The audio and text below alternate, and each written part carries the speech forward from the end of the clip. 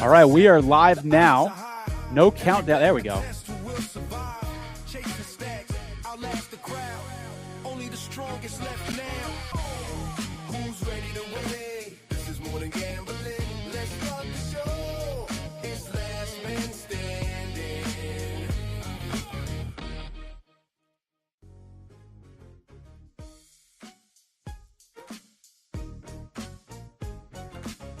Happy New Year and welcome to the show. We are Last Men Standing, and this is our final episode of the regular season. We are brought to you, as always, by Survivor Sweat, Splash Sports, and Race Oracle. My name is Tony Farmer. He is Jason Anik, and as we do every week, we're going to preview every game on the NFL slate, looking at the Week 18 slate this week.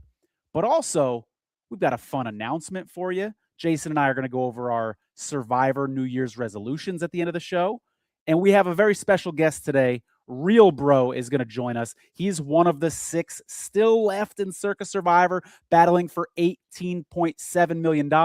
But Happy New Year to my co-host. Jason, you doing anything fun tonight? Yes, Happy New Year to you. And before I tell you what I'm doing, I just want to say my thesis statement all season is that even after being eliminated from this contest, I'm still interested. Just like I was interested in this contest last year with Tony, watching him roll through this thing when I didn't even have an entry. So I'm as vested in this thing now. I can't get enough. And what do we got? 6 people left. I can't get enough. But yes, tonight, everything sort of moved to the back burner because of the Last Men Standing podcast. So I have a couple young daughters here. We're going out to dinner at 8:45 Eastern time, Tony. We're usually in bed 9 or 10 o'clock, but we're going to keep them up till midnight tonight. Sort of all moved because of the Last Men Standing podcast. I love it, man. I'm going to be probably staying in tonight. It's a little cold here in Vegas. I even felt a couple raindrops earlier today. So I'm going to be an old man and stay in and have a very chill New Year's Eve. But I want to share this tweet with you, Jason. And Mike, I don't know if you're able to pull this up or not, but this was a fun little tweet that we got from James on Twitter, Vegas Lions fan 25. And I'm going to pull it up here. We have a little technical difficulties with Mike in the back. So in case he's not able to pull it up, I'm going to try to find it here.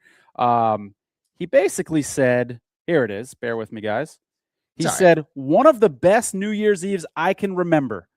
Playing pickleball, dinner with family and friends, watching bowl games, getting Last Men Standing on updates on Circa Sports Survivor, listening to VSiN, Mitch Moss, Paulie Howard on SXM app, crack open a bottle of Pappy Van Winkle. Happy New Year. I just love that we are making other people's New Year's Eves better. Even though my New Year's Eve is going to be a little lame, Jason, we're making it better for other people. I love it. Oh, Happy New Year, Jimmy. Can I call you Jimmy? Happy New Year, Jimmy. I love it. We got some comments rolling in already from our guy Dixon. Says Happy New Year. And Randy says, Tony and Jason, I have to say this. My mother passed away in October. Oh, sorry to hear that, Randy. Your show has given me something to look forward to. Oh, that's so good to hear, man. And brought joy to my life every week during a time where that has been hard. So sorry for your loss. Happy that we could help a tiny, tiny, tiny bit toward that end. And we got good news for you, Randy, because the show is going to be continuing into the postseason. We'll keep you in our thoughts. We'll keep your family in our thoughts, and appreciate that really kind note, man. That's so great to hear from you. Appreciate that, Randy. And much love to you and your family. And I think the prior message, Tony, I don't know if you noticed, I think it was Dixon Sider, but is he calling you Tone? Anyone besides me? I think you started that. Did I start? Anyone in your life call you Tone? Right? It's all these guys are, if they're Anthony or Anthony, but there we go. Dixon's there, right? I started that. We got Mike Jones calling you Tone. I like it. You did. You started that. Very, very good, man. I'll take it. I've been called worse things in my life. I'll tell you that for sure. Seeing the things on the screen, Mike Jones it's moving day for Mike Jones, right? So he owes us a glorious technical episode next week. But forgive anything you may see on your screen. Go ahead, Tom. Indeed. It might be a little distracting, but Jason, why don't we start with our first announcement? It's a big announcement because we have already told people that we are extending the show through the Super Bowl. But what we haven't told people is our plan for what that show through the Super Bowl is going to look like. And I'm really excited, and I know you are too, to announce that we've partnered with Splash Sports for a $100,000 guaranteed NFL Survivor playoff pool. There it is. 6 people have signed up already. $1,000 entry, just like Circa Survivor. And here are the rules. First round's going to be tough. You got to take 3 teams in that wild card round. Of course, no point spread. It's Survivor rules. Then you got to take 2 in the division round. And if you're lucky to get through that, you got to take 1 in the championship round and 1 in the Super Bowl. I'm excited about this, Jason.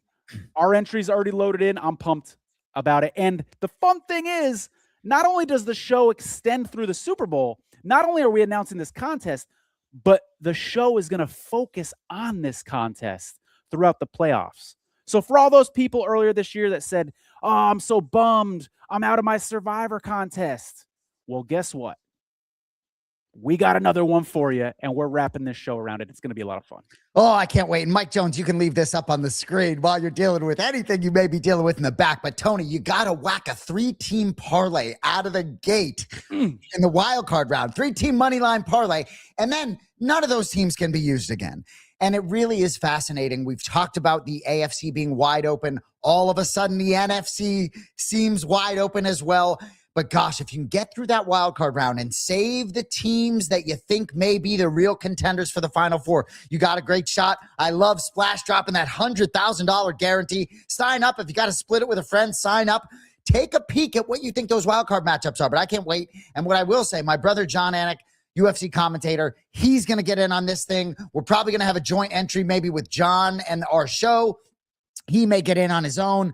But I'm telling you right now, Tone, we're going to talk about some of these other splash contests. But despite being out of Circa, we got a little juice in these splash contests. I'm fired up. I'm excited. And we're going to bring, for just so everybody knows, we're going to bring the same energy and excitement toward this contest that we have for the last 18 weeks. So, for instance, if it's the last week and there's 4 people left, we're going to invite them on the show and have the conversations just like we have been all season long. So, really, really looking forward to that. It's going to spice the playoffs up a little bit. You and I are already in the playoffs with Patriots fan, 49ers fan. Now we got this level of excitement on top of it, Jason. I can't wait for week 18 to be over and head into the playoffs with you, man. Oh, I can't wait to talk to you about the Seattle-San Francisco game. But we have to start looking at week 17B. Is that right? Do we peek back at 17A as well, Tony? Yeah, man. The last time we talked to our audience, it was a different world. There were still 10 people left in Circa Survivor, and we were prepping for Christmas. So here's a quick little recap. We went into Christmas with 10 people left in this contest. We lost 1 on the Commanders. Surprise move. Bunch of people who we assumed were going to be on the Commanders actually went with the Vikings and got by with Max Brosmer. So we go from 10 down to 9 after Christmas. And then last week, the Bucs clipped 3 more. So now we're sitting at a place where there's 6 left, and the average implied value is a little over $3 million each. Despite what it says on the screen there, 1.8, that's a little outdated. We're down to over $3 million each for each of these entries, Jason. And I'm excited because I'm going to be at Circa on Sunday, and some of these guys that are still in it are also going to be at Circa. So we'll be bringing you content on Sunday from Circa. It's going to be a blast. What is going through these people's minds right now? We're going to have one of them on the show in a couple minutes here, but how freaking exciting is this? So we're going to spend plenty of time looking forward, but if we look back real quickly to week 17, right? And frankly, it makes a lot of sense. There's a lot of Circa Survivor relevance here with the Bucs being those 3 entries eliminated in week 17B. Tampa Bay Buccaneers, right? 7-9, lost 7 of 8, lost 8 of 10, lost 4 in a row. Just like a complete implosion. Mike Evans comes back, doesn't seem to matter on the scoreboard at the end of the game. I just think it's fascinating. And, you know, Tony, I know we're going to talk about the game, but Bucs could win this week and then get eliminated the next day if the Falcons win at home against New Orleans. And all 3 teams go 8-9 and they lose a tiebreaker. It's fascinating, that free-for-all. And I'm very interested to sort of peel back the curtain on those 3 entries and where other directions they perhaps could have gone. Yeah, good stuff from you, man. I want to talk a little bit about the Bucs as well, because just what a disappointing team. Baker Mayfield has to be hurt. I have no other explanation for how he went from an MVP to just playing like dog shit. And they're healthy now at the wide receiver position, and they're just still playing so terribly. Other notes here from the weekend that I wrote down: that Rams win was very disappointing. That Rams loss was very disappointing to the Falcons. Stafford had 3 interceptions, knocked himself out of MVP, the top spot in the MVP race. Not a good look for him. Really disappointing loss from the Bucs, like you said. Also, the Steelers fighting for the division couldn't get a win against the Browns. Do you guys want it? Tampa Bay and Pittsburgh, do you want the division or not? And then that 49er game, great for me as a 49er fan, great for me as a bettor too. I told you guys on the show last week I liked that game over. I liked the all overs. Very high scoring game. I got home. I didn't give this pick out, but I got home with a Juwan Jennings anytime touchdown. So that was a very, very fun That's your Monday guy. night for me as well. Yeah, I like that guy a lot for sure. Bones joined us in the back. We're going to bring him on the show here in a minute. But I did want to give one other shout out, Jason, real quick, as we're recapping last week. How about Kick Your Knees Up, who takes the Giants last week? And I will be very honest with you. I criticized that decision. I was like, I think that might be a bad pick in Circa Survivor. But what did we see that morning, Sunday morning? We saw the point spread start to go up, and it closed at -3. And it didn't look quite as bad at that point. And then when the Giants roll the Raiders, it looks like a genius move. So shout out to Kick Your Knees Up. That was a bold, bold move to put yourself on an island in a position to scoop. Very well done. I loved it the moment I saw it. I went to the sports book and tailed it. You know, the Raiders were in fade mode. They were in tank mode, if you want to say it like that. Brock Bowers, Max Crosby wasn't happy to be sent out of the building. And when you look at Jackson Dart on a microphone, the juxtaposition of that, where he's trying to get better every week, and certainly Kafka hoping to be either, you know, auditioning for other jobs if maybe he doesn't hold that Giants job. So I think it was a great, great zigzag spot, the definition of a great zigzag spot in this contest for me. Very, very bold, and saved themselves a couple other teams for week 18, because they could have taken Cincinnati last week and instead have Cincinnati this week. Good stuff. All right, we're going to go ahead and bring Casey on to the show. Second appearance on Last Men Standing. So good to have you on here. Goes by Bones sometimes. We're going to call him Real Bro today, because that's the name of the entry. And I like that Jaguars jersey over there. That's looking sharp. That's a nice touch, brother. Ready. I love it. I love it, man. When did you get into Vegas?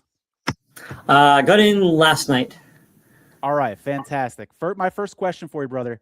I think you're going to be at Circa on Sunday. Correct me if I'm wrong. Absolutely. All right. Mindset at Circa, because when I'm alive in Circa Survivor and I'm watching games by myself, I'm very much rooting for other people to go down, and I cheer loudly when other people lose. I'd imagine there's a little bit of etiquette involved at Circa, though, because you're surrounded by people who are also in this thing. So do you kind of like temper down the cheering a little bit? How do you handle that awkward situation? So it's kind of interesting, because I've told you before, I'm a poker player, and I play almost all cash games where, like, when you win, someone else loses. So you don't really celebrate in people's faces, right? There's an etiquette, there's whatever. But this is different. Like, they know I'm rooting against them. They're rooting against me. Like, it's fine. Gabe and I joked from one of the Survivor Atlas guys, he's going to be on Vikings, that we wouldn't root against each other or whatever. I'll be kind of happy if the Vikings lose. Not going to lie. Listen, honestly, like, the stakes are so high right now, and like, every game is worth somewhere between, you know, 600K and, you know, by the end, a couple million. I'm going to root for who I want to root for. Like, I'm not going to get in their face. I'm not going to, you know, point my finger, you know, in their face, whatever. But I'm going to root for who I want. And like, I think we all know that, like, we're going to Circa. Everybody's trying to win. Everybody's trying to, you know, win the most or whatever. It's been awesome to, like, be competitive with these guys, but like, we're all trying to win. We're all trying to scoop the 18 million.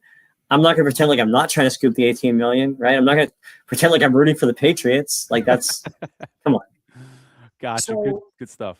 Great to see you. And, you know, I started preparing for today's show, and I said, you know, you're just the position you're in. I see, if I were in your position, I'd be drinking because I'd be so nervous. So I poured a drink. Congratulations on where you're at right now as you sit on week 18 on so many levels as you look at that board. For those of you that don't know, he's the only one with Jacksonville. So we'll get that. Forgive me if you said that.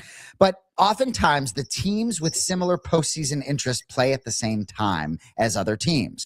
Not the Jags, right? They play at 1 o'clock, 10 o'clock now, right? That doesn't hurt. 10 o'clock a.m. for the Jaguars, unless I'm mistaken, right? But they need to win to put pressure on the Patriots and the Broncos at 1 o'clock Pacific. You got to love how they have so much at stake, and they're not going to, no need to scoreboard watch. They need to handle their business. Yeah, the Texans play at 10 a.m. too. And that's honestly like their biggest sweat. They're trying to get the home game. They're trying to win the division. The home field is like, it's unlikely, but they're still playing for it. But the division thing, like they need to play for it. Obviously, we would have preferred to have a late game to have our hedges a little more clean and a little more clear as to what we need and how much we can risk. Like right now, we're assuming that we're going to split it 6 ways and hedging as such. If we are the late game, we can kind of narrow that down. But, it's what, like, we got what we wanted. We have Jags. We're alone. We're the biggest favorite. Like, I can't complain about that. So, it's good in that, like, we know that what we're playing for. We prefer to be in the late game. But, it's fine. I'm happy.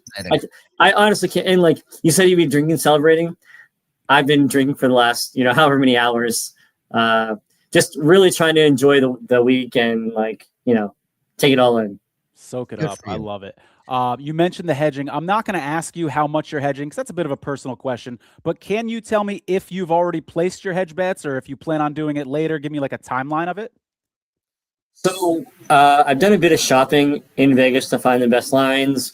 That's kind of a thing. Right now, Jags are somewhere between 500 and 550. I'll certainly get down a good amount. I'm kind of used to, I played a bunch of poker streams and you get used to people saying like, oh, I would have done this if I was in your spot or whatever. And I've kind of seen that a lot on Twitter where people are saying like, oh, I wouldn't hedge at all. And they just let the whole, 3.1 million ride because Jacksonville's a big favorite. Or I would hedge it all and like I would have no risk or whatever. I will be somewhere in the middle of that. I'll probably have a 6-figure hedge and there's just a huge upside for every team that gets knocked out. We get progressively more money. I'll have a decent sized hedge. I'm going to make sure that I want a good amount on this. But yeah, we're shopping around. Obviously, I'm going to give Circa some action. I'll probably give Circa some action on the ties and then a bunch of like live action and some action on the late games. Just kind of like, lock up a bigger number. Man. I'm so happy for you on so many levels. You may not be able to get into too much detail on this, right? And Tony, forgive me if my knowledge isn't as locked in as yours, but Kick Your Knees Up has Chicago, Cincinnati. Parts 1 has Cincinnati. Couple entries have Tampa, right? Everyone has Atlanta. So many different directions people could go. One thing I just want to say about this Cincinnati game, right, is that, these teams like Cincinnati, Burrow, they're putting up numbers, right? Slinging it, right? But this is the last day of the season, right? Burrow's going to be heading somewhere Monday morning, go and look for fossils wherever he's going, right? So for some of the others that have decisions to make, are there any guys you're eyeing specifically that you're competitive with? Any games that you can get into in any way, shape, or form? So for us, nothing really matters. I mean, we're taking Jacksonville and obviously so the dream for us is that everybody is on one team and that we get a chance to scoop by just hitting a 2-teamer, right? We hit our game and we fade their game. That's the dream for us. We would like it to be a certain way with the Eagles line crashing. I would imagine, is it Kick Your Knees? Kick Your Knees has the opportunity to take Bengals or Vikings as a counter to taking the Eagles. They take one of those, they're not going to be on the island. They don't have a chance to scoop. Their EV drops a little bit. Honestly, looking at the point spread, I don't think it matters a ton to us EV wise which one they take. I'm interested personally because I feel like me personally, I've had no contact with Kick Your Knees. I think my partner has spoken to their proxy, but I don't know them. I kind of know the other guys. I don't know them. They've been the wild card for the last month. They took a few spots where I projected them to take something else. You guys were when I got on, you guys were talking about them taking the Giants. Like that's definitely a play. You know, props to them for like trying to like hit the nuts and win it all in week 17. But they're the one that I'm most interested in. Galen has the opportunity of taking, was it Atlanta or Bucks? That's kind of interesting. I have one way that I think I think one spot's better than the other, but for us, it doesn't matter. So, you know, obviously I'm rooting for whatever works out for us best, but it's whatever. Let me give a little recap, and you did a really good job of that, Casey, kind of breaking down where everybody stands.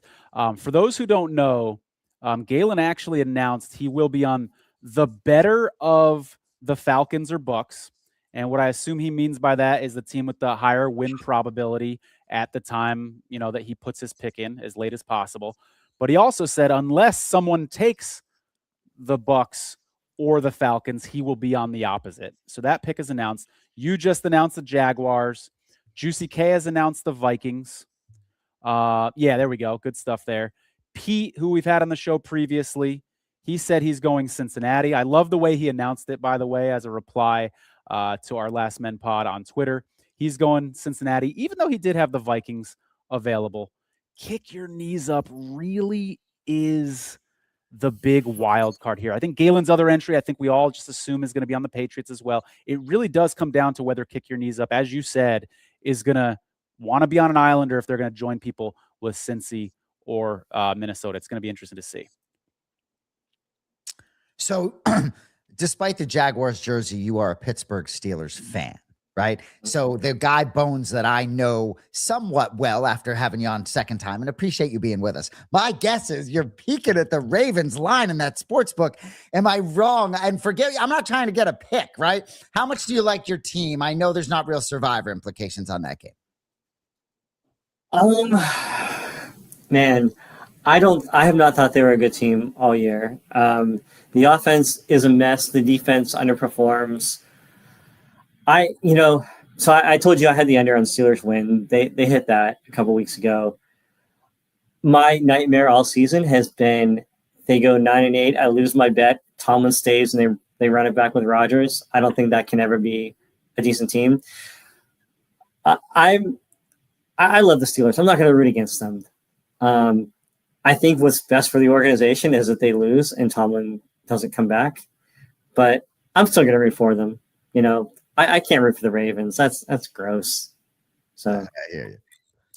Bones, if you can give me one word to describe how you're feeling right now and your emotions as these games are now a couple days away, what would that one word be? Man, I hate to say it, but it's honestly euphoric. That's the word. That's a good one. I love it. So it's cool getting to 18 because like I can, not only me, but like everybody in our group can hedge the amount that they want to hedge, right? If you just want to like go for it and like you're all about the Jags, then go for it. You don't have to hedge anything. If you want to like, there's a way that I can lock up basically the same number if we win or lose and just free roll all the pay jumps or so. I pay jumps as in like another team loses, we bump up. Two teams lose, we bump up or whatever. If our entry is worth 3.1 million, I can hedge to a spot where we can be at 2.6 if we win or lose. And then everything else after that, we can just go. And then I don't really have to sweat it. I have an idea for what I personally want to do, but like, if I were saying like, if this money means a lot to you, that's probably the way that I would go is like, we have 3.1 locked up. I can do a way where we can have 2.6 win or lose. And then we just free roll everything else. You know, you talked a lot. The final thing for me, Tony, but you talked a lot about your hedging opportunities early when we went with you a few weeks back, right? And looking at that money line that opposes the Jaguars, just such a beautiful number to be in a position to hedge. And so, I hope that you can be in a position by game time where I had a similar question to Tony, where you can forget thinking about any of it and just sit and like root as a Jaguars fan at 10 o'clock Sunday morning. You know. Oh, I'll be 100% rooting for the Jags. Even if I do that, where like we're the same if they win or lose, there's still all the upside when we win. Also, like I want the check. Like I want to hold up the big novelty check. Like I want to be there with all my boys celebrating and stuff. Like we're rooting for the Jags. Like I bought this fucking jersey. I have no interest in Brian Thomas Jr. I have no exposure to him in fantasy. I'm here for the fucking Jags. That's the same jersey it. I would have picked on that team. Go ahead, Tom. We got a question here from Will the Thrill. When did you start hedging? We hedged, me personally, I want to say it was after Thanksgiving. I had a few teasers on the Eagles, but like a very small exposure, like maybe 5% of what I gained with the EV of the Eagles beating, or the Bears beating the Eagles. We started hedging. I had a pretty sizable hedge on Chargers versus Raiders, and then I had a hedge on the Packers Bears game, a smaller hedge on Texans, and then Thanksgiving, and then I had a decent sized hedge, and then last week I had a pretty big hedge. Gotcha. Nice. So I'm in for a decent amount right now. Good stuff, man. Good stuff. Without getting into like too much details about like how much I'm in for or whatever, I'm in for a decent amount. All the hedges would have had me winning a little bit overall. So, and money aside, I've always said, like, if I win this contest, obviously the money is the main thing, and that's exciting. But there is a little bit of pride. There's a little bit of lot of pride. And there's another word that I'm looking for. Some personal satisfaction. I could give you 1,000 words. Yeah, euphoria is the best fucking word, though, bro. I like that one. That you're leaning into the moment, man. Yeah. So what would it mean to you? Honestly, like I love this. I love Survivor. I love this competition. Like I love all the aspects of it. I love the competitive nature. I love the analytical stuff. I love football, and like this is a point of pride for me. Like I'm really enjoying this. I've gotten to know my competitors a little more. It's kind of cool because like for me, it's almost like a reunion. Like I know the guys on Juicy Coochie, I've known them for 15 plus years. Wow. Some of the guys on Galen's group, I met 15 plus years ago at, playing poker or whatever. So it's very cool to like kind of touch base with some guys who I haven't seen in forever because our paths in gambling have kind of diverged, but like here we are in the same competitive field again. So it's been very cool for me. I'm like super ecstatic to be this deep. It's such a rare opportunity that I don't know if we'll ever get back. So I'm trying to just like fully appreciate the moments. And I love it. So, and maybe you'll get to meet a new friend at Circa on Sunday. If Kick Your Knees Up is there in house, you'll get. I hope so. Yeah. I don't know parts at all, and I don't know Kick Your Knees. So I hope to be able to meet them. That's all right. Just go see The Godfather. We went through that last show, right? Tony will be at a fucking table. Everybody go see fucking Tony. Yeah, I'm looking forward to it. I don't know any of the Circa guys either, so I'm looking forward to meeting them. They do an amazing contest. I can't recommend Circa highly enough to everybody. Like they do this break free. It's an incredible contest. It's well organized. Like they're the best. Yeah, could not agree more. I'm looking forward to meeting you in person on Sunday, even though we've had several virtual interactions. Thanks so much for coming on the show. We appreciate you. Fun week for you in Vegas for New Year's Eve, and you're ready to party on Sunday if things go well. Thanks so much. I'm wearing the Jags jersey to the club tonight. Get it, bro. I love it. Get it. I love it. All right. Take care, real bro. We appreciate you, brother. Take care, man. Have a good New Year's. You too, man. Happy New Year's. Take care. All right. Good stuff there with Real Bro. By the way, if you enjoyed that interview, if you're enjoying the show so far, hit that like button, that thumbs up button. If you're watching on YouTube, if you're watching on Twitter, that heart button gives us a like as well. That helps us a lot with the algorithm. But Jason, that was a lot of fun. There could be 6 different islands on Sunday, Jason. Dude, it's unbelievable. I'm retweeting this live video now, Tony. I'm way behind on that, but that's okay. Appreciate y'all joining us live at Last Men Pod. Tony, I'm so excited, man. It's got to be interesting being rooting for the Jaguars in this spot. I mean, I just love what they're doing. He talked about how he was so set up so well for this week, Jason. Good news, good news, good news. You got the biggest favorite. You're the only one with the Jaguars. It's all kind of coming to place. And then, by the way, this week, that game opened at -10.5. Now it's -12.5. Yep. So now you got even better hedging positions, whether you're going to bet, money line or the point spread, however you're going to do it. So the news just keeps getting better for Real Bro, and we're excited for him to see how it all works out. I love it. Before we get to our Splash commercial, Jason, I did just want to address something real quick. There's like some rumors, if you will, on Twitter and online that there may have been an agreement in place on Thanksgiving. And I put out a tweet saying, you know what? This is completely plausible because it was weird that those 3 people jumped from Washington to Minnesota because EV wise, which is how people got here, right? Which was EV Good move point. on Thanksgiving. Yep. That would be the move to take Washington. Instead, they jumped to Minnesota, which was the slightly higher win probability move. And I think there's a possibility maybe that there was a deal behind the scenes, and some of these people that we think are still in it because they got a piece, etc. Who knows?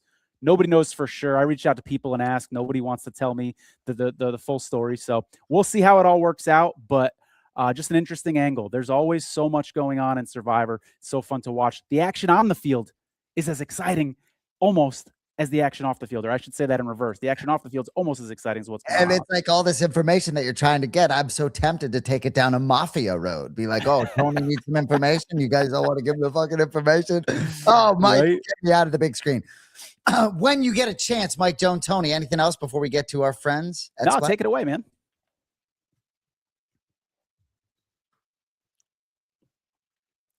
Maybe Mike needs. I don't know if he's going to be able to cue this commercial. Yeah, let me. I can look for that. That's not a yeah, problem. right. I pulled this off last week, so I think we can pull it off again this week. Bear with me here. If not, I got plenty to say about Splash Sports. Either way. Yeah, why don't you start with that while I look for this video? It might take me a second. So shout out everybody at Splash Sports, by the way. I know we're talking a lot about Circa Survivor, but shout out everybody at Splash fucking Sports. We appreciate you guys. We got a lot of juice going on over at Splash Sports. So just for those of you that haven't joined us before, quick update on the contest that we are in for the show. So the Splash 50,000 Road to the Big Game Survivor. 1,112 entries down to an even 100. We got through last week on the Broncos and the Bengals, right? So it's 2 picks until you get to the postseason. So 2 more picks needed this week. At the end of this show, we'll go through that.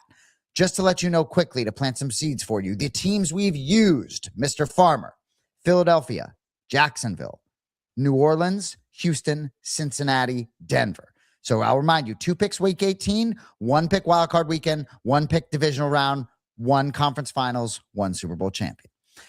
The other contest we're in, Kelly's 250,000 college football playoff survivor. I think we updated everybody last week. We did get through. There was I think a little bye week in there. Are we, what's our entry name? Can we reveal our entry name in that, Tony, in the Splash? Yeah. I actually don't know what it is off the top of my head. It's a big D. So maybe it is similar to Circa Survivor. Oh, DD3's Revenge. Yeah. Also, by the way, my Circa Survivor name. Yeah. Okay. So we're still live in that contest. About roughly half the entry, 55% or so. 1,352 remain of roughly 2,500. Not going to tell you who we're on yet this week. We did have to submit because there is a game going on, I think, that just kicked off 5 minutes ago. So anyway, but appreciate everybody at Splash. We have more to get into with Splash. You know, we got our own contest now, so we're fired up. You know, I understand maybe I'm not collecting. Maybe we are collecting the same paycheck as Bones, but we're still trying to collect something with Splash Sports this season. Absolutely. For people that are just tuning in, we had an announcement at the beginning of the show. We're extending the show through the playoffs, and the show is going to be focused on this $100,000 guarantee NFL Survivor Contest from Splash Sports. Let's go ahead and roll their clip. Sports fans, don't miss out on the action right now at splashsports.com. Join leagues and enter massive contests with guaranteed multi-million-dollar prizes. Splash Sports brings the contest experiences straight to your phone in over 40 states with even more ways to play, compete, and win all season long. Finally, a way to play the games we know you love against your friends for real money. So get in the game and download now on iOS or Android, or play on the web at splashsports.com.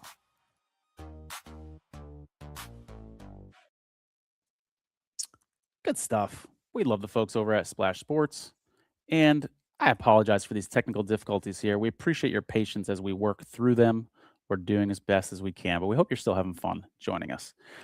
Jason, you want to jump into our first Saturday game here with me? Oh, I do. I love that the 2 Saturday games have meaning. They're 2 of the most meaningful games of the whole slate. First one up, We've got Panthers Bucks. If the Panthers win, the division is theirs. As we said earlier, if the Bucks win, they still need the Falcons to win later. Massive playoff implications here. 30% chance of rain, 10-mile-per-hour winds are expected. Injuries, keep an eye on Bucks cornerback Jamel Dean. He didn't practice today. If he's out, that'd be a big loss. The Bucks have lost 8 of their last 9, Jason, including a game 2 weeks ago to these Carolina Panthers, where they lost by 3 points. For what it's worth in that game, the Bucks had more first downs, they had a better time of possession, and slightly more yards, but Baker Mayfield's interception at the end of the game was what sealed it. We talked earlier in the show about how Baker just hasn't quite looked himself. Panthers are 4-5 in their last 9 games, and check this out, Jason, since week 7, win, loss, win, loss, win, loss, win, loss, win, loss. So, of course, they're going to win now to keep that pattern going, of course, right? Who do you like in this one? So to answer that question, I like Tampa Bay, and I don't even know why. What a clown. Oh, they're just going to get this one. They lost 8 of 9. All they do is lose, lost 4 straight. 4 folks have Tampa Bay in this contest. 4 have Carolina. I don't think you're going to see it. If that'd be a 10-foot pole game. We talk about that. I wouldn't go near this game in any survivors. The reason I like Tampa Bay is not necessarily because I like them in the game as much as the chaos, right? This division is so silly that I would love to see Tampa Bay win so that Atlanta-New Orleans game, the irony that the 2 teams that don't have a chance to win it compete in a game that will determine it is just, I give me all of that. But yeah, I wouldn't go near that game. But for some reason, I lean Tampa Bay because I think they just do enough. And I just can't believe in Carolina. It's so stale on offense so often. You're leaning toward this team that just keeps losing, but I hear you because the Panthers, every time they're in a big spot, they seem to let you down. So I would not be surprised to see that happen. Remember, Galen said he's going to be on the better of Tampa Bay and Atlanta. As things stand right now, Atlanta's minus 165 at Circa, Tampa's minus 150 at Circa. So it appears right now he's going to be on Atlanta unless Kick Your Knees Up comes out and says they're on Atlanta, which, by the way, Jason, I'm not expecting because Kick Your Knees hasn't announced any picks up until this point. So I'm guessing Galen is going to be on Atlanta, and then Kick Your Knees, if they're paying attention, that would scare them off Atlanta theoretically, and then maybe they end up on Cincinnati and we have a 2-person island. I love it. Next up, the game that I'm highly interested in, 49ers, Seahawks. Seahawks minus 1.5 point favorite. A little earlier in the week, the 49ers were the 1.5 point favorite. 55% chance of rain, 10-mile-per-hour winds in this one, by the way. Mike McDonald, Seattle's coach, is 1-2 straight up and ATS against the 49ers since taking over as coach. He's also 14-2 on the road. God, Seattle is so good when they're away from home. Injuries to be aware of in this one. Both left tackles are banged up. Trent Williams, hamstring injury last week. It's now a short week for these 49ers. Austin Pleasance filled in for him and played okay in his absence. Seattle left tackle Charles Cross, 28th best graded tackle according to Pro Football Focus. He might be out again. He's missed the last 2 games. Keep an eye on him in practice. Interesting matchup, Jason, because this is sort of a strength on strength when the 49ers have the ball and a weakness on weakness when Seattle has the ball. Seattle's offense has been struggling, but so is the Niners defense, and the Niners offense is red hot. Arguably the hottest, best-looking offense in the NFL right now against Seattle, which is one of the best defenses in the NFL right now. Who do you like in this one? Oh, I'm going to send it right back to you, Tony. So it's kind of a 2-part question here for me. So I'm dying to get your take because you're a 49ers fan. My first question for you is, as a 49ers fan, when you handicap this league, if you love your team, are you able to put blinders on and be very aggressive with multiple units? Yes, I can see you nodding your head. That's a short answer. Okay. Yep, for sure. And I do it all the time. And sometimes I bet against them too. So it's not going to surprise me if a lot of sharp handicappers are on Seattle in this spot at all.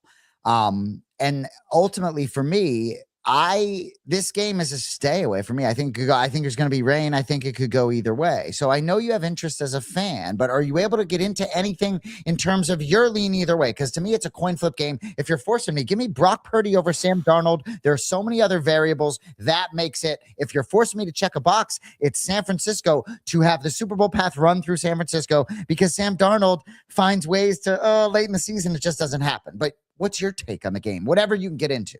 Slight lean toward the Niners, not a homer pick. Really like the Niners as a teaser spot, plus 7.5 at home in this spot. I think is dreamy for I like sure. that. In terms of other thoughts on this game, Jason, that the Trent Williams injury really gives me pause. Like if he was playing, I'd feel a lot better about things. He's so good in the run game. He's so good in the pass game. George Kittle is going to be back for the Niners, so that helps out a lot. I lean Niners in this one. It's going to be so fun to watch. There was that game that every 49er fan remembers and every Seattle Seahawks fan remembers a couple of years ago where it was very similar, except it was on Sunday Night Football, where the Niners had that big stop at the goal line with Navarro Bowman. And this game kind of has those vibes. I think it's going to be a close game, which is why I like the Niners teased to plus 7.5 here. And I will say, right, it's a Circa Survivor podcast we do here for you every Wednesday night, 7 Eastern. But we also look at some of these other Survivor pools. And while these first two games, Panthers, Bucks, Seahawks, 49ers, might not be games you might use in any other Survivor contest, some of these games we're going to get into later, there might be contestants in Circa Survivor that don't have those teams available or no one does. But we will get into it because a lot of these contests out there, you need multiple teams in week 18 of the regular season to move forward. So we're going to get Splash contest. You might need 2 or 3 picks in a given week. So yeah, there might be some people that have to sweat this game out, whether they want to or not. And for those, and I shouldn't say you got to put a 3-team parlay together, because the real key to these 3-team parlays to get through the wild card round, for example, in our contest, is that you can't use the heavy chalk that you think's going to win the whole thing, because you got to hold on to them. So can't wait to get into it. That's it for Saturday, I think. Yep. Let's do Sunday. Colts, Texans. I don't have a whole lot for this game, Jason. It looks like Riley Leonard is going to be starting for Indianapolis. I thought it was interesting that the Colts have allowed the second worst receiving yards to wide receivers this year. Heads up, Nico Collins. They've allowed 171 yards per game. So that's a little bit of a soft spot for them. Just don't know what this Colts team has much to play for. I think the fact that they're not starting Rivers or even Anthony Richardson for that matter, and are going to Riley Leonard is kind of showing their hand a little bit that we might not get the most inspired effort from the Colts in this one. Yeah, not the most inspired effort, and also not have Phillip Rivers be the one to take that absolute beatdown at 44 years old from that Texans defense. And ultimately, I think the Texans roll. If you have the Texans in other contests, this other than Circa, right? Nobody has Houston and Circa. Right. You have the Texans in other contests. Do you save them for the postseason, or do you use them here? Right?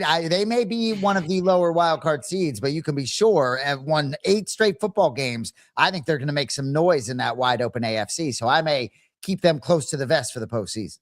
I like it. Moving on here, Cowboys, Giants. This is going to be a 10-foot pole game of the week for me. Hell no in Circa Survivor pools. They're saying Joe Milton is preparing to start for the Cowboys. Wow. Interesting kid. You know a little bit about him from the New England Patriots. Other injury news, Javonte Williams limited in practice today for Dallas.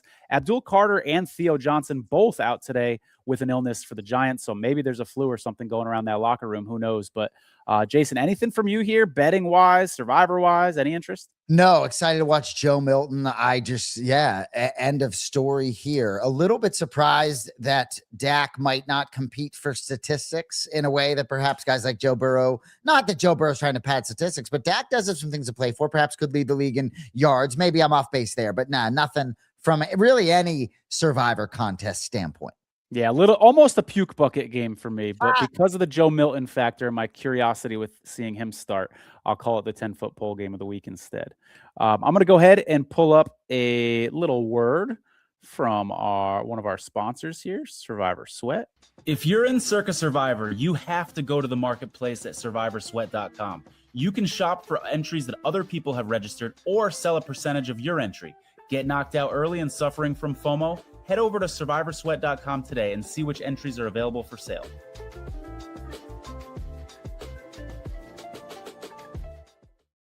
It's funny about these voiceovers. Yours, I like better and better. Listening to my own voice, I like less and less. Survivor Sweat. Appreciate all of you at Survivor Sweat all season long being with us on the Last Man Standing podcast. So a little update, right? There is a Survivor Sweat contest. We are in it, baby. Excuse me. So 69,000 at stake. It's an NFL contest, right? Of the 772 entries, 235 still available.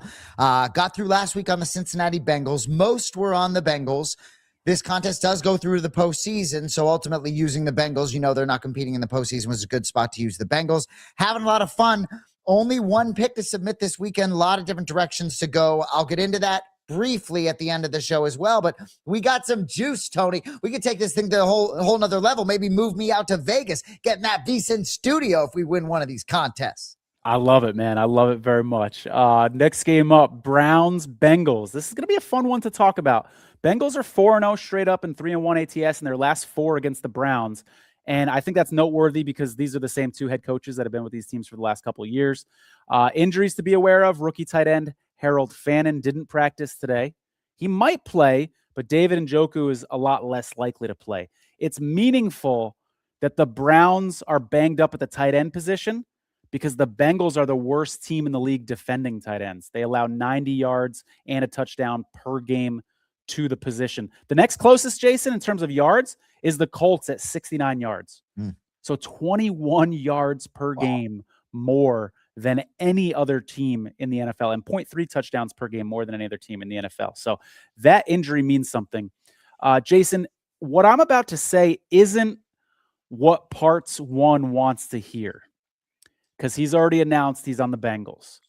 But I really think that this Browns team, if you think about it, is kind of built to beat the Bengals. And I know our guy Bones is still listening because I see his comments. So this is music to his ears because he wants the Bengals to go down. I think this Browns team is built to beat the Bengals, and let me tell you why. They've got a great defensive line. What do we know about the Bengals? They've got a bad offensive line. They limit wide receivers very well. No team in the NFL is better at limiting wide receivers in terms of yards than Cleveland. What's the Bengals' strength? Their wide receivers with Jamar Chase and T. Higgins. And I already broke down that whole tight end thing where the Browns are really strong at tight end. We'll see if they're healthy. And the Bengals are bad defending the tight end. So this game scares me from a Survivor perspective. It really does. I know the Bengals are playing well. They seem to be playing for Joe Burrow.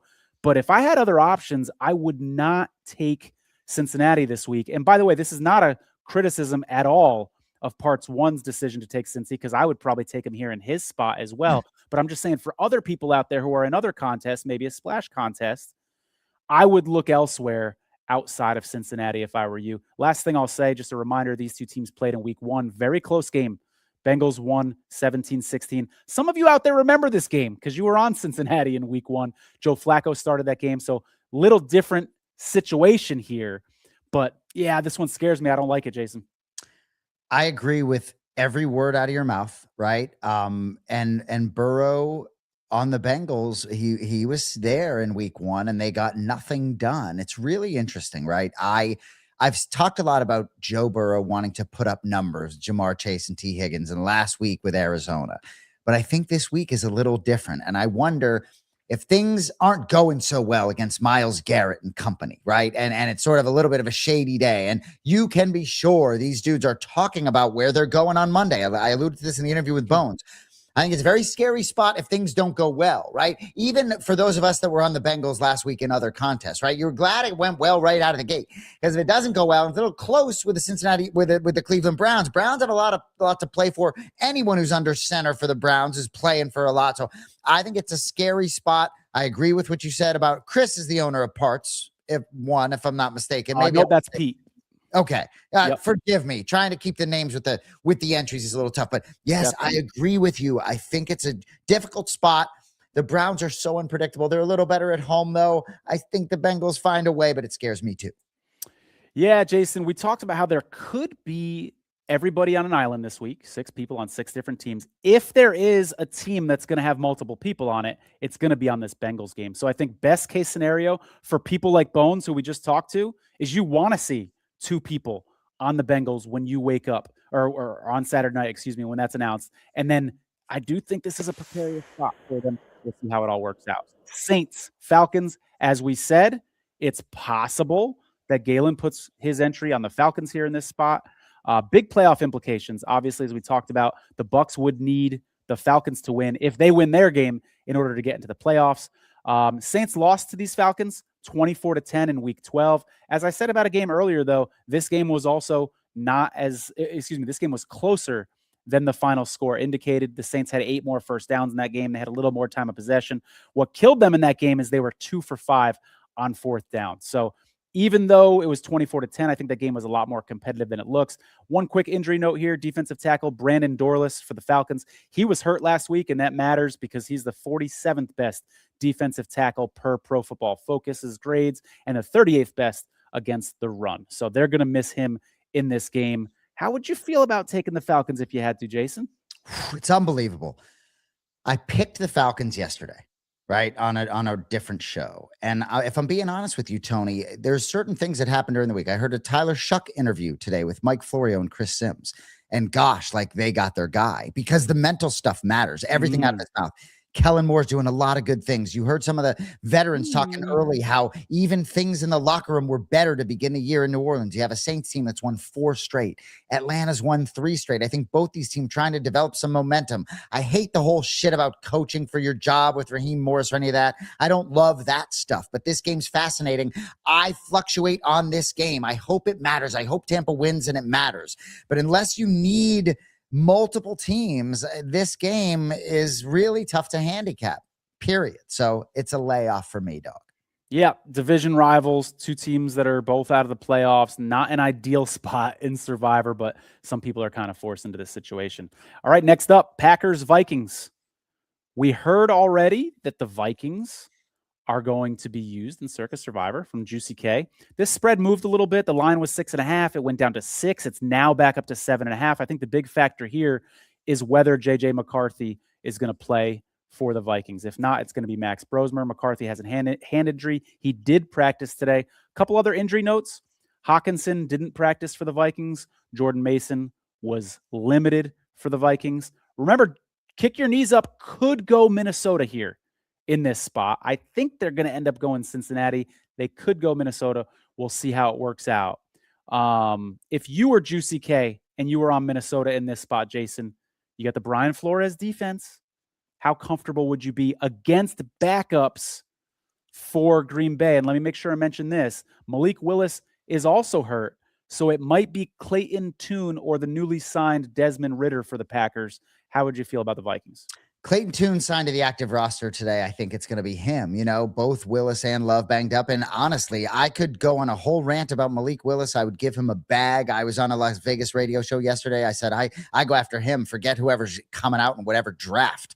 But anyway, I do not think the Packers are prioritizing anything but health in this spot. I think that Lions line could jump, or that Vikings line could be even fatter than -7.5 when it closes. And this Packers team is so banged up everywhere that if there was ever a spot to literally shut it down, there's so little to gain in the playoffs. I think even if you get Max Brosmer and is super limited, you brought up, Flores potentially going to be a head coach somewhere. He wants them to bring the smoke. So I like the Vikings more and more every minute that ticks off the clock. A couple other interesting notes. Did you see the Cowboys cut Trayvon Diggs and then he signs with the Packers? That's a nice little pickup for Green Bay. I know he's hurt a lot, but that's a nice little addition right before the playoffs. It almost seems unfair that they were just able to get him right before the playoff run. As a Niner fan, I don't like it. Well, it's interesting. And I think they had to come up with about $420,000 or something sort of for that, to keep him around. But also he's a free agent, puts him in, it says something goes well. He wants to, he was with Micah Parsons, right? He wasn't happy. Micah left Dallas. I love it.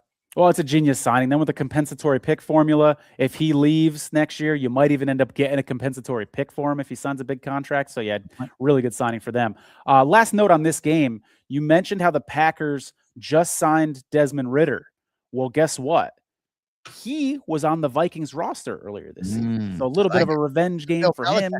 He knows the playbook, etc. Maybe he's sharing some secrets. Also a revenge game for Aaron Jones, who used to play for the Packers, although he didn't practice today, so we'll see how healthy he is. Moving on here, it's the game that Bones is probably sticking around to hear us talk about. He's the only one in Circa Survivor. I should say Real Bro, so you guys know who we're talking about. Real Bro, only one in Circa Survivor with the Jaguars left, a dream spot, as we've been talking about on the show. And part of the reason it's such a dream spot, Jason, is because the Jaguars have so much to play with. Let me break it down for you. If the Jaguars win and the Broncos or Patriots lose, they get the number 2 seed. The math folks out there says about a 25% chance of that happening. And there's also a possibility that the Jaguars get the number 1 seed if they win and the Broncos and Patriots lose. So they'll be playing hard, which is all you can ask for if you're real bro in this spot here. So happy for him. And, you look, the reason why he's hedging is because the National Football League will hand us all humble pie all day long. Cam Ward go in there and light it the fuck up, right? And just we'll be like, what? Oh, there's Cam Ward. There's the number 1 overall pick all of a sudden. But the Jaguars, right? Good luck, real bro, mad love.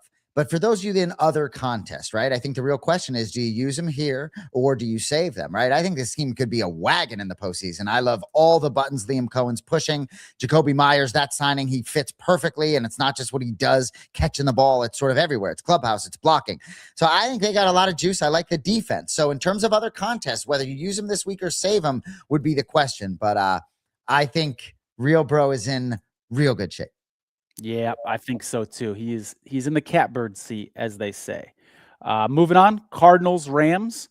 Rams, big 9.5-point favorite. Short week for the Rams after a humbling loss to the Falcons on Monday Night Football. Kyron Williams limited in practice. His backup, Blake Corum, we saw him limp off the field with an ankle injury on Monday Night Football. That's notable because the Cardinals are the second worst team in the NFL defending running backs. They allow 133 rush yards and 1.2 touchdowns per game to the running back position. A couple other injury notes. We saw Devontae Adams didn't play last week for the Rams. He didn't practice today.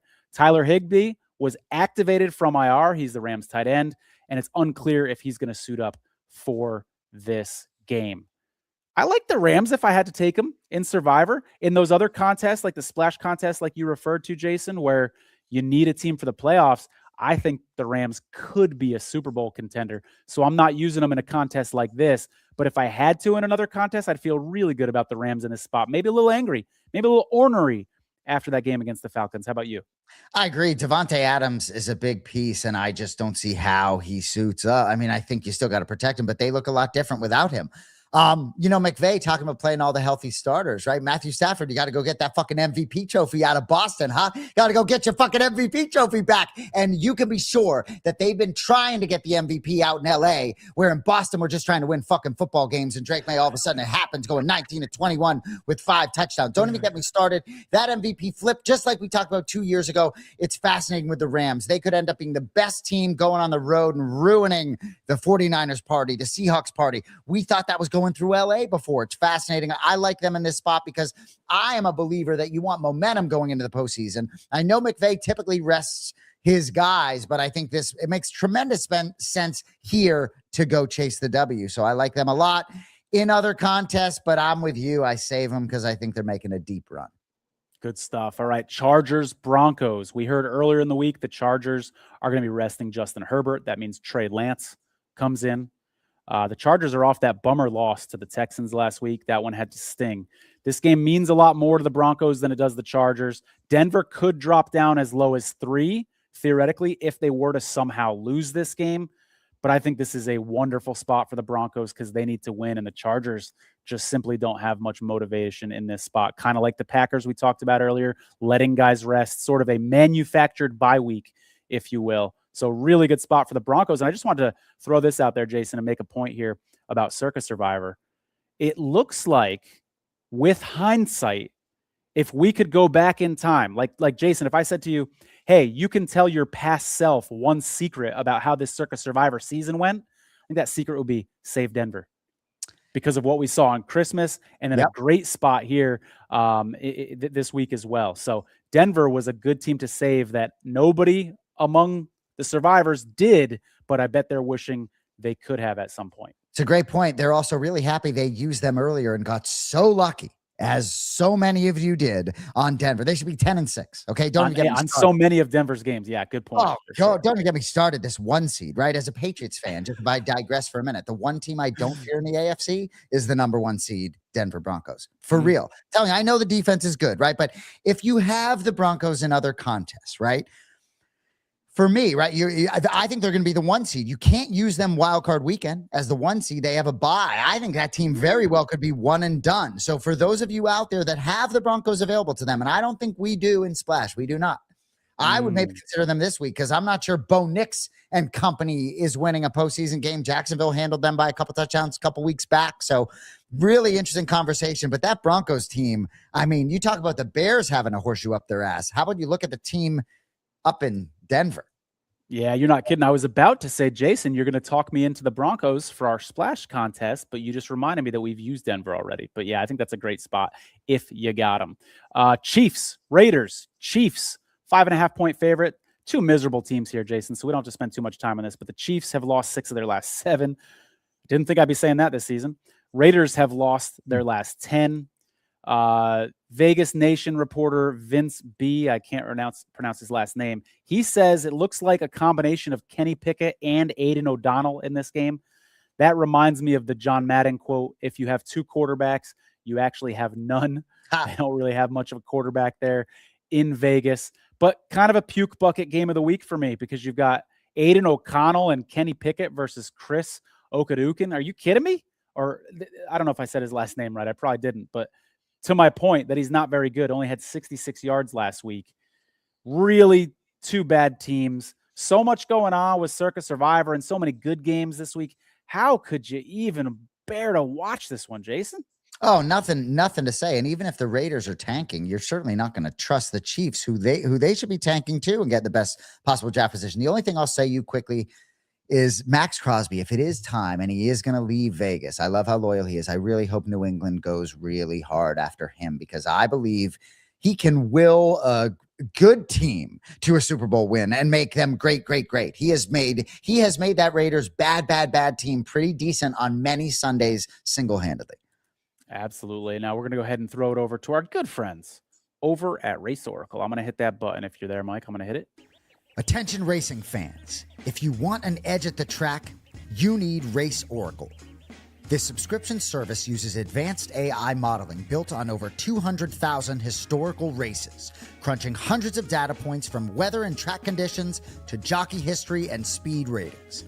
Race Oracle gives you proprietary win percentages, Kelly betting strategies, and live odds tracking, covering every race in North America plus the UK and Ireland, so you can bet around the clock with confidence. Don't guess, predict smarter. Subscribe today and start betting with data, not luck.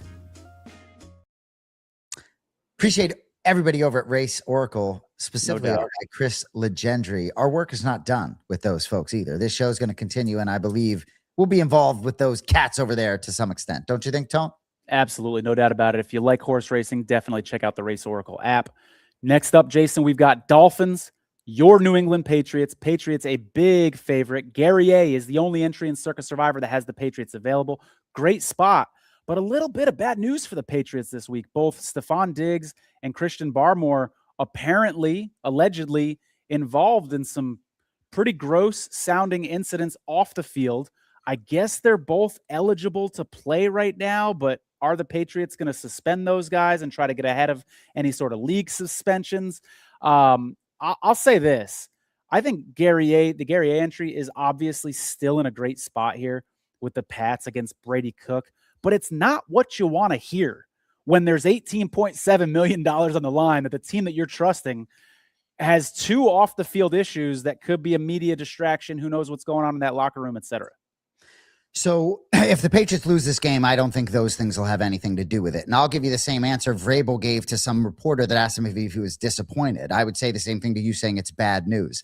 Now, the good news for me is Stephon Diggs brought it to the Patriots immediately upon it happening. And until I have a lot of these facts, right? And Vrabel said we're built to handle distractions, right? And Stephon Diggs, who has been exceptional on the field, clearly not distracted the last couple of weeks when he's catching absolutely everything. I mean, I've heard people talk about the Hall of Fame candidacy for Stephon Diggs. It's exceptional what he's done this season for those that have watched every snap and from a leadership standpoint. So what I will say is the stuff off the field, who knows what all the truths are? There are money grabs. When we know the truth, I'm not trying to defend any poor actions, right? But a lot of different variables there. In terms of the football game, right? Everyone's saying, oh, Miami, they travel to cold weather. Oh, Patriots all day.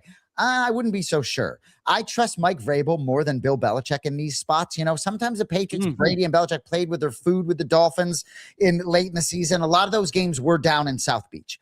But I would tell you about the Patriots, right? They still have a lot to play for. You want the best possible seed. I told you what I felt about Denver. So ultimately, if the Patriots hold serve, they are the 2 seed. I think you need to hold that spot. So I ultimately like them very much. But I will say, as I try to be as objective as possible, if you're in other contests, I'm not so sure the Patriots are a one and done team this year. I think maybe they win a postseason game. I'll get into, there are certain teams I don't want to face, but I know that was long-winded on my boys, but it's good stuff. I got great faith that they get to 14-3 this weekend. I love it. All right, moving on. Commanders, Eagles. We saw this point spread crash from 7.5 down to 3.5, then back up to 4. I see 4.5 on the screen now.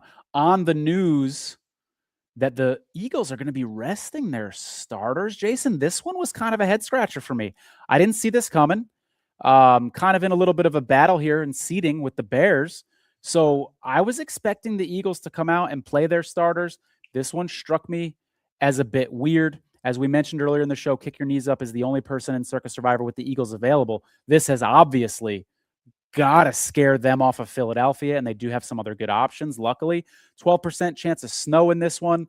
You might even find me on the Commanders' money line before this week is over. Your thoughts, Jason? It's really interesting. The Eagles' most likely opponent is the Rams as we sit here today. Would you consider that to be an accurate statement? And if that, and pretty good chance, obviously, if the Eagles win and the Bears lose, that potentially could flip and the Eagles could be the number 2 seed.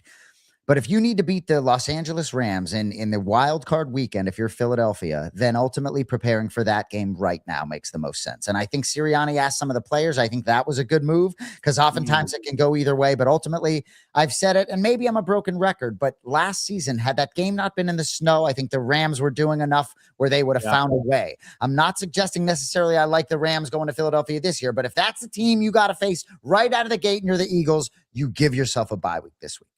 Good stuff. I like it. I didn't hear that angle that he actually asked the team their thoughts. That's kind of cool to hear. Well, Sirianni, he gets a lot of criticism, but he also pushes a lot of the right buttons, and he's his own man. And it doesn't shock me at all that he would want to have an open discussion with some of his guys, and that can galvanize them in a unique way. Absolutely. Good stuff. All right. Lions, Bears, the Ben Johnson revenge game. We all remember that Bears-Lions game from earlier this season, a bit of a blowout. Bears 2.5-point favorites, maybe 3, depending on where you look. Lions are out of the playoffs, and Jason, I think they would love nothing more than to spoil the Bears' number 2 seed and just run all over Ben Johnson's Bears in this spot. No Penei Sewell at practice today with an ankle injury. Amon-Ra St. Brown has an injury as well that he's nursing. By the way, Jason, on a personal note, I wouldn't mind Penei Sewell sitting out because I got a ticket on Trent Williams for the Protector of the Year award, and I think it's Trent Williams and Penei Sewell, 10-1 number. So I would love for Penei to sit out, although Trent might miss his game as well. No Rome Odunze at practice. Luther Burden was limited. I think the Lions are very much live for an upset here. Wouldn't it be so Dan Campbell to hurt your team's playoff chances and then just win the last game of the season to harm Ben Johnson? Have your team super motivated when they probably shouldn't be. That's a Dan Campbell move. I am with you. And I have first thing in my notes, like they want to win, the Lions, like maybe even more than they should in a way. I hate to say it like that.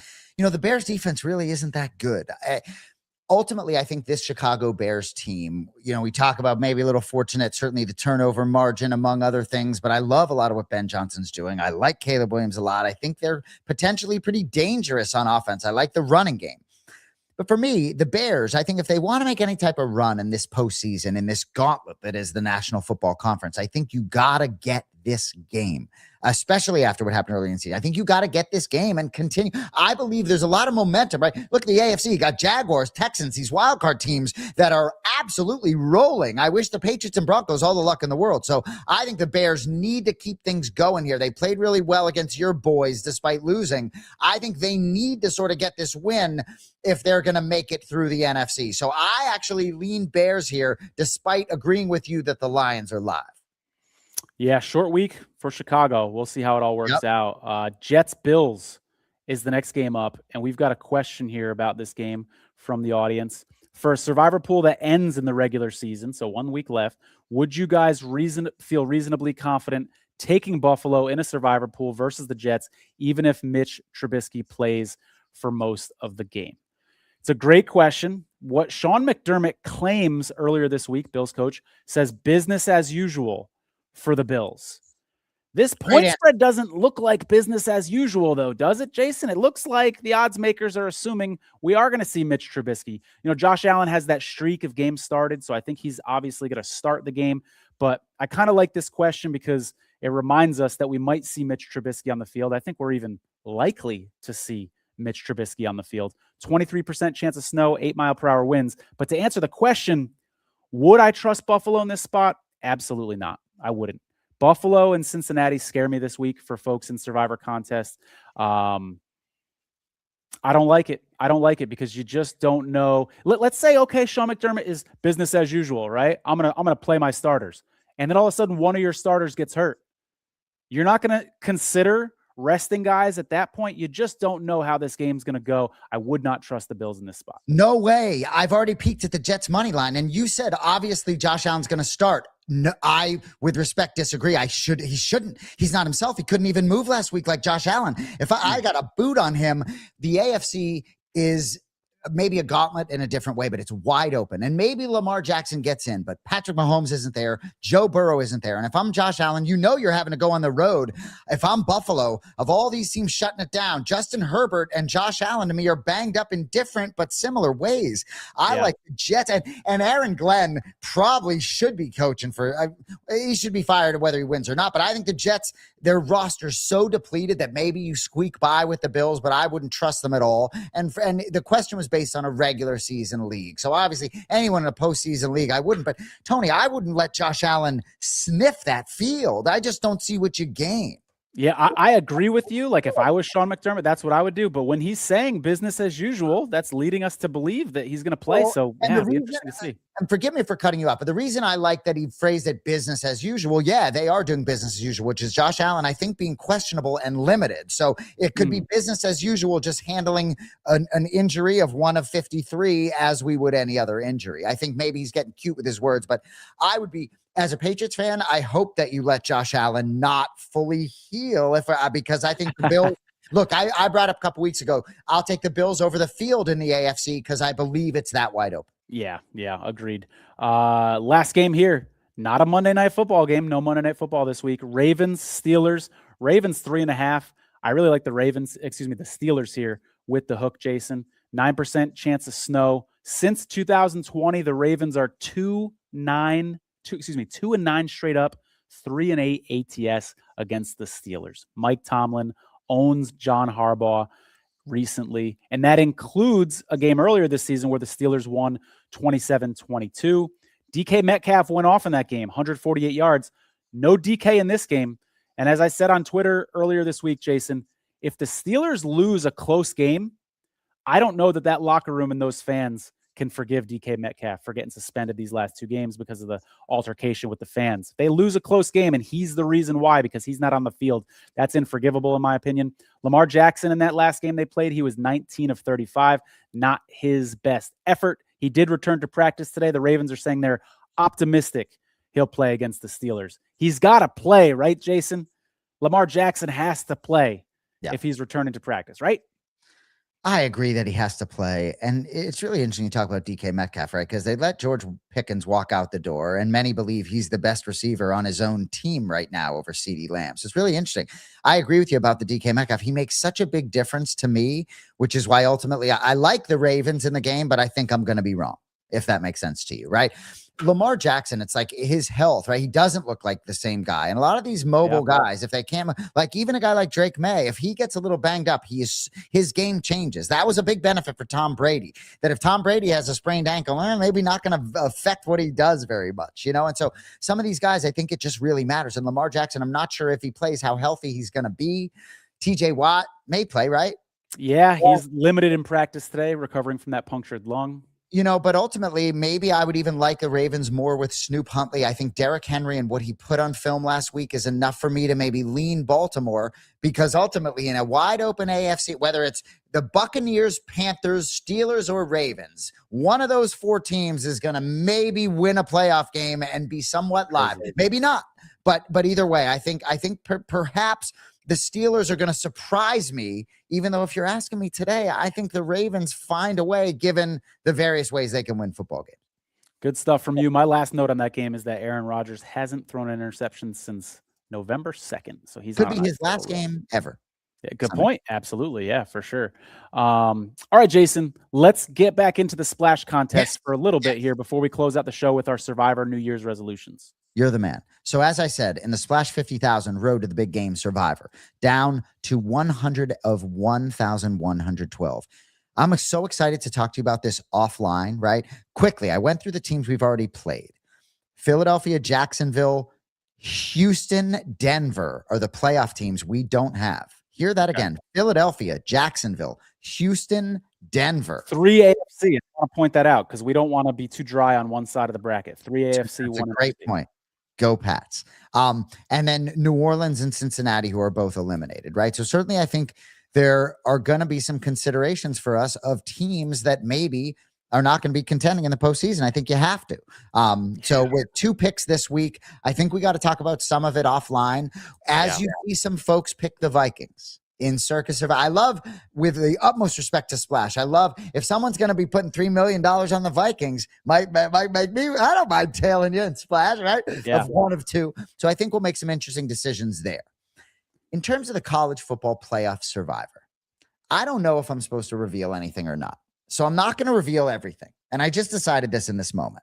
So this is Kelly's 250,000 college football playoff Survivor. Maybe it's all public now. It probably is all public now. But one of our, I'm going to just tell you who we're on. You don't care, do you, Tony? All right, no, go for it. We're on Ohio State and Oregon this week. So we're 1,300 of about 2,500 left. We need Ohio State and Oregon. And so we're zigging. Yeah, we're doing a little zig, baby. And ultimately, we're making a decision now that Ohio State is not going to repeat. They're not going to repeat. I'm not going to get into more details about how we map this thing moving forward. But the real thing is in a pick'em game, which is really Texas Tech, Oregon, is a really close game. Ultimately, I host another podcast with Andy Gresh, and he is much more tapped into college football than me. He likes the Ducks. So we'll lean Oregon Ducks. And I will say Oregon Ducks, I believe, we're plus 650 to win the title. Texas Tech, maybe 11-1. Oregon's a slight favorite. Hey, I've always rooted for that green and yellow, baby. So we'll root Oregon, and we'll root for Ohio State to win a game. Right? We'll root for them to win a game here, Tony. And if those 2 things happen, given that we took Miami and Alabama in the first round, both as close or underdog, it sets us up for a decent potentially. I like it. We're going for a big payday. You know, people that are holding out Ohio State till the very end, if they win, they're going to win with a lot of people. This is kind of a way to ensure that if we win, it's a little bigger pool. So I like the strategy, Jason. I kind of give you the driver's seat for this. You got the steering wheel. I'm happy to let you steer it, and I think you're doing a great job. I love it. Well, I appreciate it, and we'll see. Hey, maybe hopefully we don't get eliminated. But what I will say is, as you look at that contest, the 3 teams that I think are favored to win the title, Indiana, Ohio State, and Georgia, the odds are not that disparaging. So ultimately, it bodes well for Splash in these contests that really Ohio State's not heavy chalk to win it all. I like it. Quickly for our Survivor Sweat contest, right? Yeah. So 69 grand at stake, 235 of 772 still alive. So I got through on the Bengals last week. This goes through the NFL postseason. I'm really excited about this one. A lot of different directions to go this week because I only need 1 team, Tony. So I'll quickly say, so I have all but the Bears, Bengals, Broncos, and Texans available. So another point talking about AFC a little bit there, but I'm leaning Vikings against Packers because I think the Packers are sort of sitting it down. But Max Brosmer, right? Am I going to really put my Survivor life on Max Brosmer? I'm not sure. But I talk about Brian Flores. I think he's got a lot going in. Is it a green light? If you hear tomorrow JJ McCarthy's starting, is that okay, I'm going Vikings? That's a great question. And I think the answer is probably yes. But what I will say, Tony, I've only used 4 teams. We've only used 4 teams. So the board is wide open, right? So I wanted to give it some thought as the week plays along. So I would lean Vikings now. And I know that you're not going to let us out of here before we get into some New Year's resolutions, right? Yeah. Survivor's New Year's resolutions. We'll close the show with this. I'm going to start with number 1 for me. And New Year's resolution is to not trust the Kansas City Chiefs next year in Circa Survivor. I lost an entry or 2 on the Chiefs against the Jaguars. I lost one of my final entries on Thanksgiving with the Chiefs against the Cowboys. Jason, this team has haunted me. I was at the Super Bowl in Las Vegas when the Chiefs beat the 49ers in the Super Bowl. I was watching the Super Bowl in Las Vegas from a sports book when the Chiefs beat the 49ers in the Super Bowl a couple of years before that. Both times they were comeback wins. This team takes my heart. They stomp on it. They did it to me twice this year in Survivor. I've learned my lesson. My resolution is to not trust the Chiefs next year. I wish we were not public right now and sitting privately, but I'm just going to say what I want to say to you anyway. You know, I'm not afraid to do any type of happiness hedge at all, but I've known you a couple years now, whatever it may be. And gosh, if there was ever a team, if I would say, if I could get into Tony's soul, if there was ever a team that could get him off of his train track in terms of gambling and handicapping, it's the Kansas City Chiefs. I can see every time, oh, Chiefs going to win. Chiefs going to win. Officially, these 49ers fans are built differently. You've had some different experiences, but I get it, man. I get it. I think that's a great Would you believe me if I said I hate the Chiefs? Oh, I might regret saying this. Do I hate the Chiefs as much as the New York Yankees? Gosh. It's that serious. And for those who don't know, Jason and I are both Red Sox fans, so that's saying something. Well, and as a Patriots fan, I actually love Patrick Mahomes and the Chiefs and love the it blows me away what they've done, given being a Patriots fan. All of a sudden, we got another fucking dynasty already? It blows my mind as Patriots. I know. I've got a couple more resolutions. I want to hear one from you, but real quick, Randy has one. Randy says, my resolution is to not pick the Thursday night game at all in Circa Survivor. That's a good one. That's a real good one. I had some data early in the season about what percentage of the field had been knocked out on Thursday nights, and it was quite a bit. The Rams really got some people against the 49ers. Thursdays were dicey. And Randy, to take it a step further, maybe we look at Thursdays as zigzag spots where if you're going to play it, it's underdogs solely. In Circa Survivor moving forward. If you have enough entries, which leads into my first resolution, is more entries moving forward. 4 entries wasn't enough. I understand it's not free to enter this contest and everybody has their own circumstances, but the way in which we played the contest, and I say we, my brother Jason Anik, who was aggressive out the gate, being really aggressive with 4 entries was challenging. So more entries is the easiest Circa Survivor resolution of my life. I like it. My last 2 here, I'll just read them through real quick. I want to get into more Survivor contests. You know, Splash has all these contests. I have a skill set, and I do really well in Circa Survivor, but I haven't branched out as much as I should have into these other contests. So I want to use that skill set in other contests, even when it's not football season, and more during football season so that it's not so much just focused on Circa. And then my other one is I want to network a little more in this community. I've had so much fun these last couple of weeks talking to people that are still alive in Circa Survivor. I go into Circa, people recognize me. They're like, oh, Tony, love your show. Love you and Jason, all that sort of stuff. So I'm an introvert, Jason, that surprises a lot of people. As you might have learned when I said I'm staying home on New Year's Eve, even though I'm outgoing and I enjoy public speaking and stuff like this, I'm actually an introvert. And it's a little more challenging for me to put in that effort to network. But I'm looking forward to doing it in 2026. Well, you've absolutely crushed it. I don't know how you could improve upon the job you're doing in that realm. Final 2 from me. I talked about aggressive. I would like to be less aggressive. I say it sort of tongue in cheek, joking, but my brother John was very, very aggressive with some of these entries, almost a little bit to a fault. My final resolution. You talked a lot about week 8, the Indianapolis Colts, and saving the Colts for week 8. And it is so funny how this contest is week to week. Look at the Colts now. Yeah, right. You asked me on that episode leading into week 8 if I was jealous if I had them available. And I had them available in 75% of my entries, but those 75% entries, those 3 were not available. And right. So the one entry I had available, I had used the Colts. So I guess that was one spot where I'm going to learn something from it, because it was rare that with our 4 entries, we played the same team every week. And I think that was a little bit of a mistake, but there's a lot to learn. But before the last thing I'll just say here is that it's not rhetoric. Like, I am so into this contest and we're not in it. I haven't been in 2 months, right? It's 2 full months. I was eliminated in October and it still has the juice. And shout out everybody at Westgate too, because I think there's a lot of potential with those contests over there too. Very, very good point. For those who missed it at the top of the show, we had a big announcement. We announced that this show is going to continue through the Super Bowl, thanks to our friends over at Splash, who have a contest with $100,000 guaranteed. $1,000 to enter. We hope that you guys will join us. It's going to be a lot of fun. Jason and I have an entry in this contest. We're really looking forward to it. Some familiar faces too. Your guy Derbify is going to be in this contest, Jason. Looking forward to competing with him. It's going to be a lot of fun. So check that out. But the fun thing is not only are we doing this contest, not only are we extending the show, but as I said at the beginning, we're building our entire show around this contest and focusing on it, just as we have Circa Survivor the first 18 weeks. So join. If you get far enough, we'll bring you on the show so we can interview you. It's going to be a lot of fun. The link for this contest is in the YouTube description.